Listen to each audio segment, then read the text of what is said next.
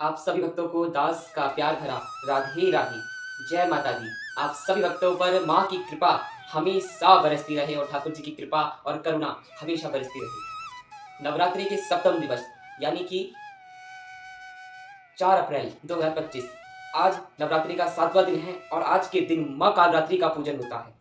माँ कालरात्रि का इतना तेजस्वीमय और दिव्य रूप है। माँ का पूरा रूप एकदम काल की भांति है। पूरा शरीर काले रंग के भांति है, एकदम अंधकार के भांति है। इनके बाल केश खुले हुए एकदम लहराते हुए हैं।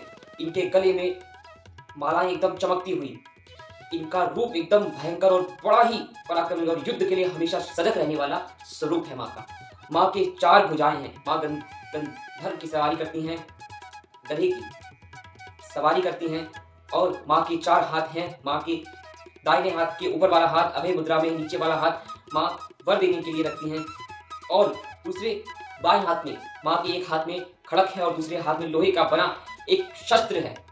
माँ हमेशा युद्ध के लिए सजग रहती हैं। आइए जानते हैं माँ की कथा।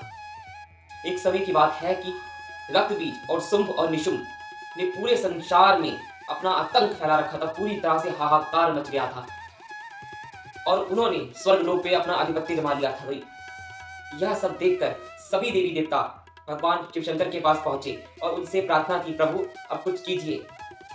तो भगवान शिवशंकर ने मां पार्वती से कहा कि देवी अब आप अपने भक्तों की रक्षा कीजिए।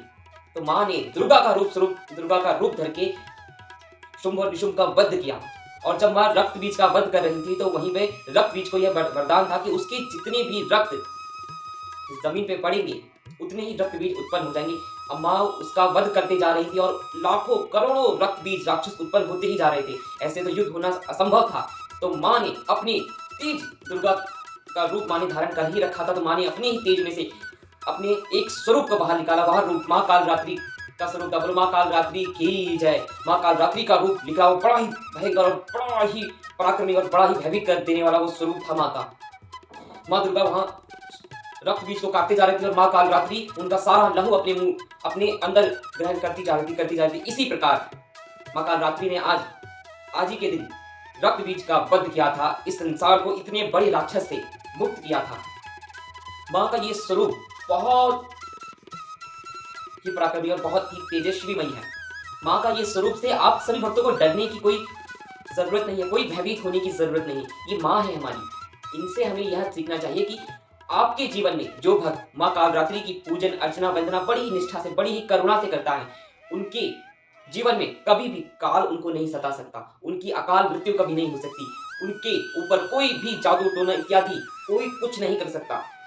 माँ कालरात्रि की कृपा अगर आप पे हुई तो आपके जितने भी शत्रु हैं वो अपने आप ही बिना शस्त्र उठाए परास्त हो जाएंगे। आप पर कोई भी संकट नहीं आएगा। और आज माँ कालरात्रि का जो पूजन करता है उनको बहुत आसानी से बड़ी ही सिद्धियां प्राप्त हो जाती है।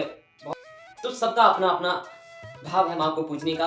तो आप लोग को डरने की और भय मुक्त रहिए और माँ की पूजा अर्चना वंदना कीजिए कि माँ हमारे जीवन में हमारे अपने मन पर, हमारे मन रूपी राक्षस पे माँ जैसे आपने रक्त बीज का अंत किया था, उसी प्रकार आज हम लोगों को माँ से क्या सीखना चाहिए और माँ से क्या मांगना चाहिए। तो ये सुनिए। माँ से कहिए कि माँ जैसे आपने शुंभ निशुंभ रक्त बीज और अन्य दानवों को मृत्यु के घाट उतारा है माँ, उसी प्रकार माँ हमारा ये मन रूपी राक्षस हम लोगों को हमेशा गलत मार्ग पे ले जाने की चेष्टा करता ही रहता है। तो माँ हम अपने मन पर विजय पा सके, इस मन रूपी राक्षस का माँ वध करो माँ और हम लोगों को एक सही मार्ग और सही उद्देश्य दीजिए माँ, जिससे हमारा जीवन सफल हो सके, ये जीवन देश के काम आ सके माँ, इस शरीर सार्थक हो सके। आप सभी भक्त और सभी मेरे भारतवासी माँ से यही कहिए जिससे आपका जीवन सार्थक हो सके। आप सभी भक्तों को नवरात्रि की बहुत बहुत शुभकामनाएं।